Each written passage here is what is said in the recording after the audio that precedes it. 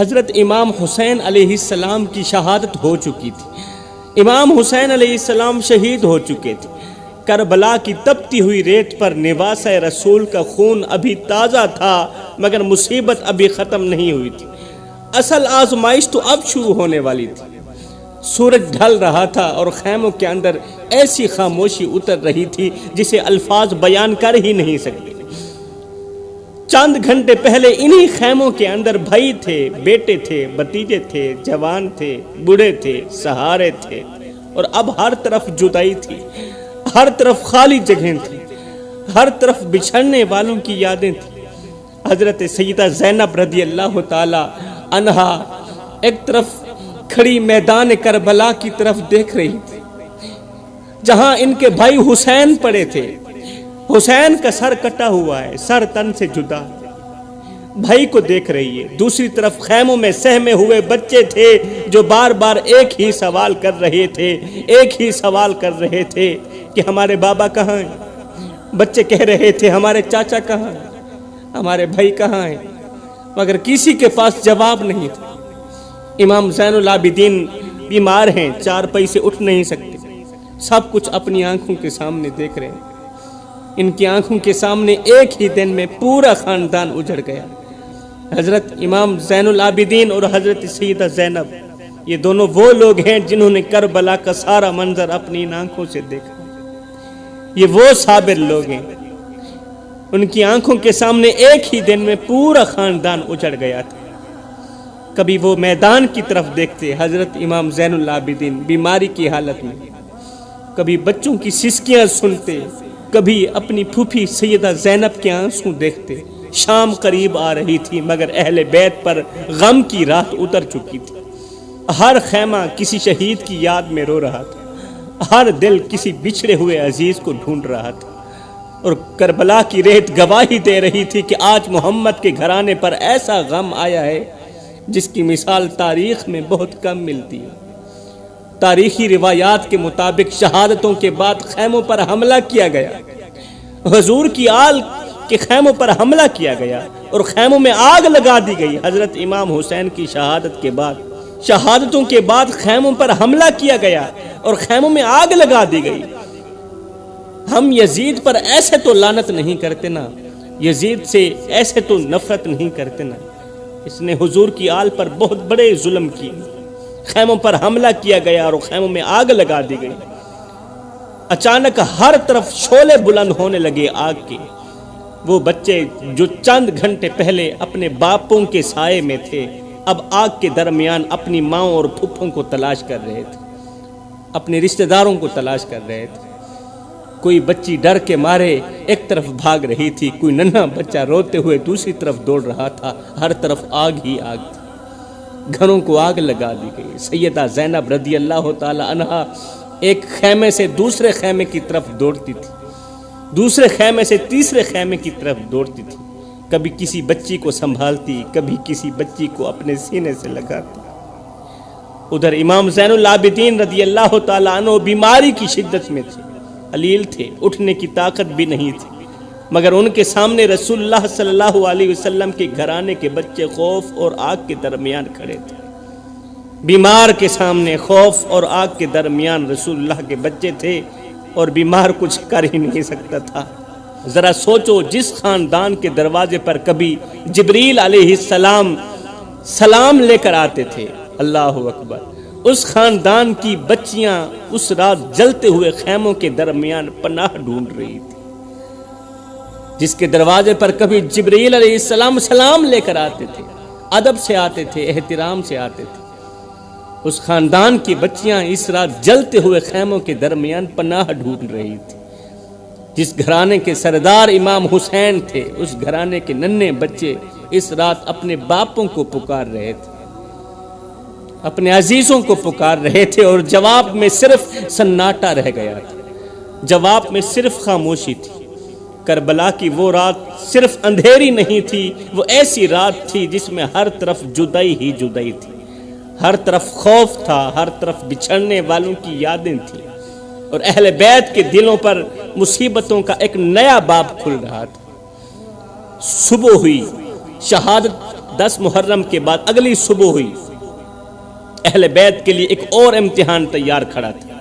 کربلا کی سرزمین ابھی تک شہداء کے خون کی خوشبو سے بھری ہوئی تھی، مگر زندہ بچ جانے والوں کو وہاں رکنے کی اجازت نہیں تھی۔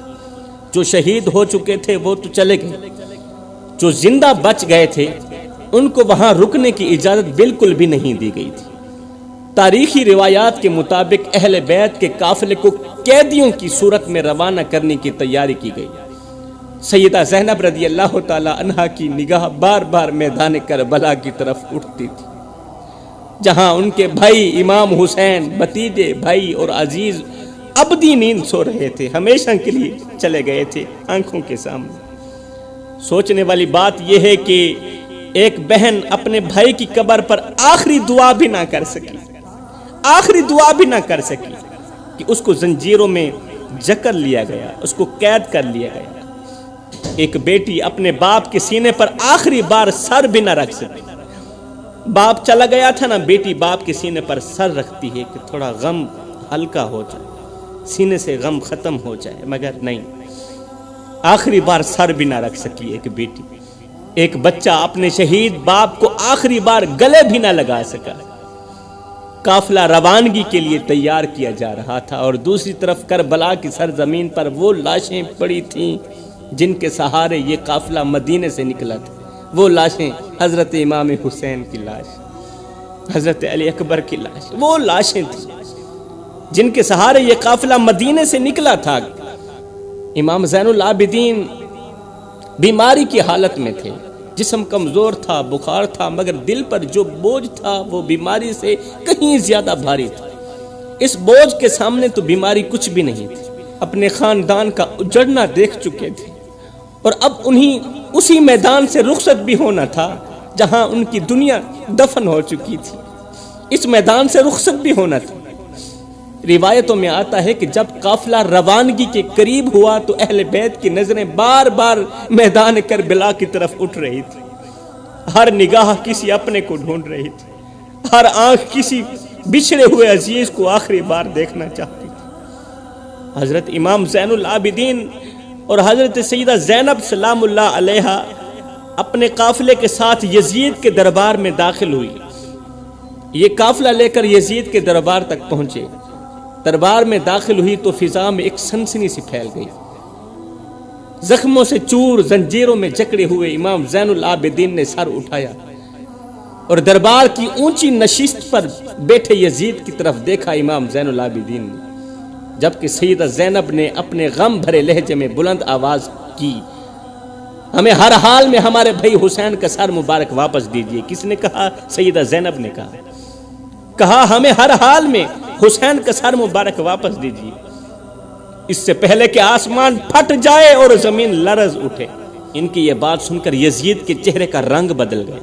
یزید بے چین ہو کر اٹھ بیٹھا اور افسوس بھرے لہجے میں ناٹک کرنے لگا، افسوس بھرے لہجے میں ناٹک کرنے لگا، بونگیاں مارنے لگا۔ افسوس، حسین کو قتل کر دیا گیا، افسوس، حسین کو قتل کر دیا گیا، پتہ نہیں حسین کو کس نے مارا، میں نے تو ایسا حکم نہیں دیا تھا، میں نے تو بس روکنے کا حکم دیا تھا۔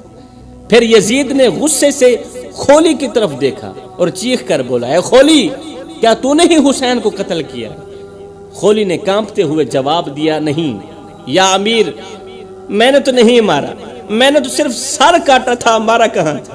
قاتل تو شمر ہے، ساتھ میں ہی شمر کھڑا تھا کہ امام حسین کو شمر نہیں مارا ہے۔ شمر نے خوف زدہ ہو کر پیچھے ہٹتے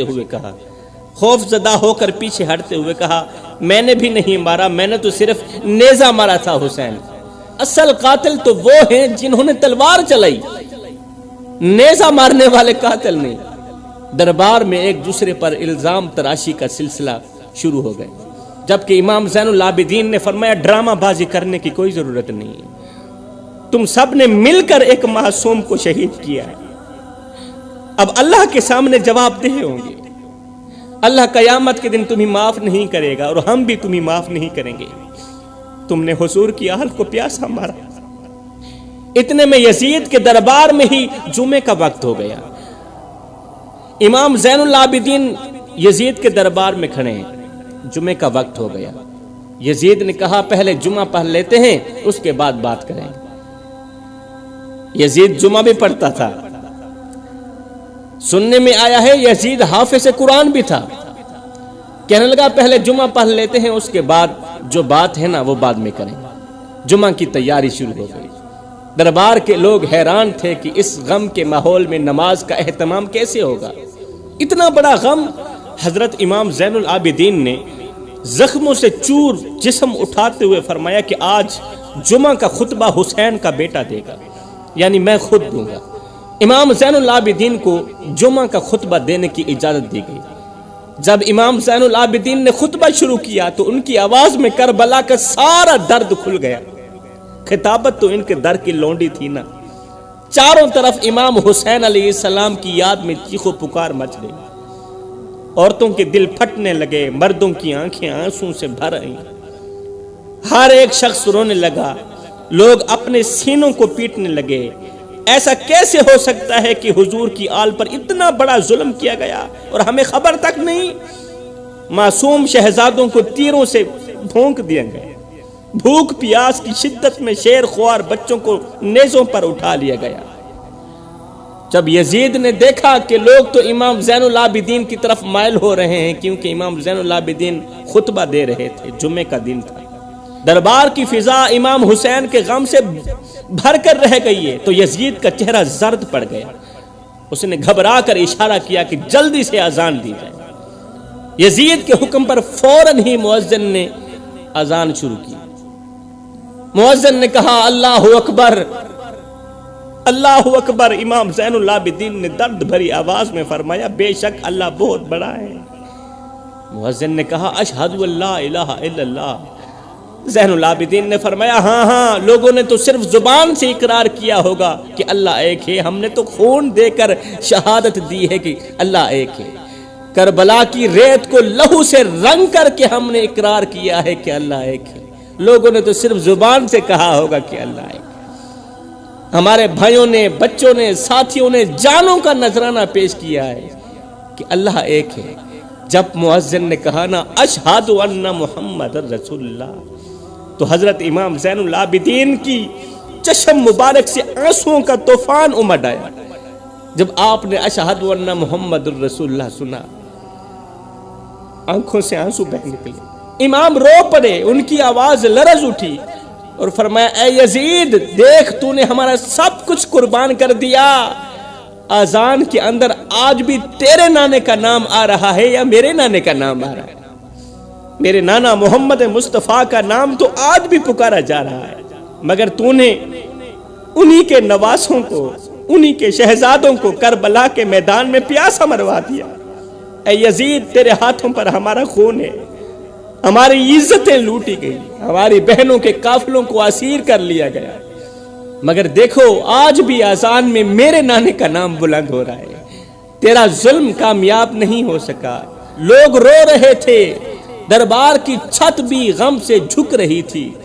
سیدہ زینب سلام اللہ علیہا نے آنکھیں بند کر کی دعا کی۔ ان کے دل میں بھائی کا غم تھا، بچوں کی جدائی تھی، کربلا کی پیاس اب بھی ان کی آنکھوں میں تھی۔ یزید کا تخت ہل رہا تھا، اس کی آنکھیں شرم اور خوف سے بھر گئیں، مگر وہ کچھ نہ بول سکا۔ یہ جمعہ کا لمحہ دربار شام کو کربلا کے پیغام سے بھر گیا۔ امام زین العابدین کی آواز آج بھی تاریخ کے کانوں میں گونج رہی ہے کہ حق کی آواز کو کوئی ظالم خاموش نہیں کر سکتا۔ آج بھی ہر ایک کان میں گونج رہی ہے حضرت امام زین العابدین کی آواز۔ مگر یزید نے فوراً حکم دیا کہ قافلے کو واپس مدینے میں بھیج دیا جائے۔ اب مزید یہ منظر برداشت نہیں کر سکتا میں۔ اسیران کربلا کو زنجیروں سمیت شام کی گلیوں سے گزرتے ہوئے مدینے کی طرف روانہ کر دیا گیا۔ میرے بھائیوں، واپسی کا سفر انتہائی دردناک تھا۔ دھوپ کی تپش، پیاس کی شدت، زخموں کا درد، بچوں کی بھوک، عورتوں کے آنسو۔ قافلہ چل رہا تھا مگر ہر قدم پر کربلا کی یاد تازہ ہو رہی تھی۔ حضرت امام زین العابدین زنجیروں میں جکڑے ہوئے اونٹ کی پیٹھ پر بیٹھے تھے۔ ان کے دل میں باپ کا غم، بھائیوں کی جدائی، بہنوں کا درد بھرا ہوا تھا۔ حضرت امام زین العابدین کے دل میں سیدہ زینب نے قافلے کی قیادت کرتے ہوئے سب کو صبر کی تلقین کی، کیونکہ بھائی نے کہا تھا سب کو صبر کی تلقین کرنا۔ واپسی کے اس دردناک سفر میں حضرت امام زین العابدین اونچی آواز میں فریاد کرتے ہوئے رو رہے تھے۔ وہ بار بار پکار رہے تھے، اے میرے نانا نبی، آپ دیکھ رہے ہیں نا آپ کی اولاد کے ساتھ کیا کچھ نہیں ہو رہا۔ آپ کے نواسے کو کربلا میں بڑی بے دردی کے ساتھ شہید کر دیا گیا، آپ کے شیر خوار بچوں کو نیزوں پر اٹھا لیا گیا، ہم اسیر ہو کر شام کی گلیوں میں گھسیٹے گئے۔ یا مصطفیٰ، او یا مصطفیٰ، آپ کی امت نے آپ کے خاندان کے ساتھ یہ سلوک کیا ہے۔ ان کی آواز آسمانوں کو چیر رہی تھی۔ سیدہ زینب سلام اللہ علیہا نے آسمان کی طرف ہاتھ اٹھا کر اونچی آواز میں دعا کرتے ہوئے کہا، اے میرے حسین، کاش آپ زندہ ہوتے تو ہمیں اس حال میں دیکھ کر برداشت نہ کر پاتے۔ آپ کی بہن زنجیروں میں جکڑی ہوئی ہے، آپ کا بیمار بیٹا بھی زنجیروں میں جکڑا ہوا ہے۔ اے میرے بھائی، آپ نے پیاس کی حالت میں جان دے دی، مگر ہماری پیاس ابھی تک بھی نہیں بجھی، ہم تو ابھی بھی پیاسے ہیں۔ کربلا کی ریت اب بھی ہمارے دل میں جل رہی ہے۔ یا حسین، آپ کی یاد نے ہمیں صبر تو دیا، مگر یہ جدائی ہمیں جیتے جی مار رہی ہے۔ کبھی زینب کو اپنے بھائی حسین یاد آتے، کبھی حضرت عباس یاد آتے، کبھی علی اکبر کا چہرہ آنکھوں کے سامنے آ جاتا، کبھی 6 ماہ کے علی اصغر کی پیاس یاد آ جاتی۔ ادھر امام زین العابدین ایک کونے میں بیٹھے تھے، جسم بیماری سے کمزور تھا مگر دل پر غم کا پہاڑ ٹوٹا ہوا تھا۔ رات کے آخری پہر ایک بچی کی سسکی بلند ہوتی ہے۔ رات کے آخری پہر میں ایک بچی کی سسکی بلند ہوئی۔ اس نے آہستہ سے پوچھا، پھوپھی جان، ہم مدینے کب جائیں گے؟ یہ سوال سن کر فضا اور بھی بوجھل ہو گئی، کیونکہ مدینہ اب وہ مدینہ نہیں تھا جہاں حسین موجود تھے، جہاں علی اکبر موجود تھے، جہاں عباس موجود تھے۔ اب مدینہ واپسی کا مطلب تھا ہر گلی میں ایک یاد۔ مدینہ کی واپسی کا مطلب تھا کہ ہر گلی میں ایک یاد، ہر دروازے پر ایک زخم، ہر دیوار پر ایک جدائی۔ روایتوں میں آتا ہے کہ اہل بیت کے دلوں پر سب سے بھاری لمحہ یہی تھا کہ اب انہیں اس شہر میں واپس جانا تھا جہاں لوگ ان سے پوچھیں گے کہ حسین کہاں ہے۔ اب انہیں اسی شہر میں واپس جانا تھا جہاں لوگ ان سے پوچھیں گے کہ عباس کہاں ہے، علی اکبر کہاں ہے، جن کو دیکھتے ہی نانا رسول کی یاد آ جاتی تھی۔ اور ان سوالوں کا جواب آنسوں کے سوا کچھ بھی نہیں تھا۔ جو مدینہ قریب آتا جا رہا تھا، اہل بیت کے دلوں کی دھڑکنیں تیز ہوتی جا رہی تھی۔ سیدہ زینب رضی اللہ تعالی عنہا جانتی تھی کہ مدینہ کی گلیاں وہی ہوں گی، مسجد نبوی وہی ہوگی، روضہ رسول وہی ہوگا، مگر حسین ساتھ نہیں ہوں گے۔ امام زین العابدین کبھی خاموش ہو جاتے، کبھی سر جھکا لیتے، کیونکہ انہیں معلوم تھا کہ مدینے کے لوگ اپنے حسین کے بارے میں پوچھیں گے۔ سفر کے دوران جب بھی رات ہوتی تو قافلے میں خاموشی چھا جاتی۔ کسی بچی کو اپنے والد یاد آ جاتے، کسی کو اپنا بھائی یاد آ جاتا، کسی کو اپنا چاچا یاد آ جاتا۔ راستے کے مسافر جب اس قافلے کو دیکھتے تو انہیں معلوم نہ ہوتا کہ یہ صرف چند تھکے ہوئے مسافر نہیں، بلکہ یہ وہ لوگ ہیں جو کربلا کا درد اپنے سینوں میں اٹھائے چل رہے ہیں۔ آخر وقت بھی قریب آنے لگا جب مدینہ کی سرزمین دکھائی دینے لگی۔ مدینہ کے کھجوروں کے درخت دور سے جب نظر آنے لگے، یہ منظر دیکھتے ہی قافلے پر عجیب کیفیت طاری ہو گئی، کیونکہ اب انہیں اس شہر میں داخل ہونا تھا جہاں سے حسین رخصت ہوئے تھے مگر واپس نہ آ سکے۔ اب انہیں ان گھروں کے دروازوں کے سامنے سے گزرنا تھا جہاں کبھی حسین کی آمد پر خوشی ہوتی تھی۔ اب ان قافلے والوں کو ان لوگوں کا سامنا کرنا تھا جو دوڑ کر پوچھیں گے کہ نواسہ رسول کہاں ہے، حسین کہاں ہے، علی اکبر کہاں ہے، عباس کہاں ہے، قاسم کہاں ہے۔ اور اہل بیت کے پاس ان سوالوں کا جواب صرف آنسو ہوں گے۔ مدینہ قریب آ رہا تھا مگر ہر قدم کے ساتھ دلوں کا بوجھ بڑھتا جا رہا تھا، کیونکہ بعض سفر منزل پر پہنچ کر ختم ہو جاتے ہیں، بعض سفر منزل پر پہنچ کر ختم ہو جاتے ہیں، مگر یہ تو وہ سفر تھا جو منزل پر پہنچ کر بھی ختم ہونے والا نہیں تھا۔ مدینہ میں خبر پھیلنے لگی کہ اہل بیت کا قافلہ واپس آ گیا۔ لوگ گھروں سے نکلنے لگے، گلیوں میں ہجوم بڑھنے لگا، ہر شخص بے چینی کے ساتھ قافلے کی طرف بڑھ رہا تھا۔ کسی کو یقین نہیں آ رہا تھا کہ نواسہ رسول کے گھرانے پر اتنی بڑی مصیبت گزر چکی ہے۔ جب لوگوں نے قافلے کے چہروں پر غم کے آثار دیکھے، جب انہوں نے سیدہ زینب کے چہرے پر کربلا کی تھکن دیکھی، جب انہوں نے امام زین العابدین کی کمزور حالت دیکھی، تو مدینہ کی فضا بدل گئی۔ خوش آمدید کہنے کے بجائے آہیں بلند ہونے لگی، سلام کے بجائے آنسو بہنے لگے۔ یہ کوئی فاتح لشکر نہیں تھا جو شہر میں داخل ہو رہا تھا، یہ وہ قافلہ تھا جو اپنے ساتھ کربلا کا درد، شہیدوں کی یادیں اور جدائیوں کا بوجھ لے کر واپس آیا تھا۔ ہر شخص کی آنکھ ایک چہرے کو ڈھونڈ رہی تھی، مگر وہ آواز ہمیشہ کے لیے خاموش ہو چکی تھی۔ وہ چہرہ تھا امام حسین کا، اور اسی لمحے مدینے والوں کو محسوس ہونے لگا کہ کربلا صرف اہل بیت کا غم نہیں، اب پورے مدینے کا غم بن چکی ہے۔ سیدہ زینب نے روتے ہوئے کہا، او مدینے والو، دیکھو آل رسول کا کیا حال ہوا ہے۔ یہ درد بھرا منظر دیکھ کر آسمان بھی رونے لگا۔ تاریخ کے صفحات پر یہ فریادیں آج بھی گونج رہی ہیں کہ ظلم کتنا ہی بڑا کیوں نہ ہو، حق